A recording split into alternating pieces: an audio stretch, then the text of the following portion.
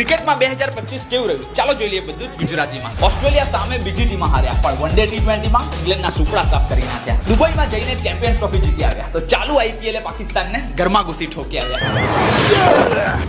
Ground ઉપર IPL ની મોજ તો પાકિસ્તાનમાં ઓપરેશન સિંદૂરનો ખોફ. ભાઈ 18 વર્ષનું સપનું થયું પૂરું. RCB ફેન્સ ફાઇનલી બોલ્યા ટેસ્ટ ક્રિકેટમાં ભારતના બે સુપરસ્ટાર ફેન્સની નિરાશા વચ્ચે થયા આ ફોર્મેટમાંથી બહાર. કાશ રોકોની રિટાયરમેન્ટ પણ રોકાઈ ગઈ હોત.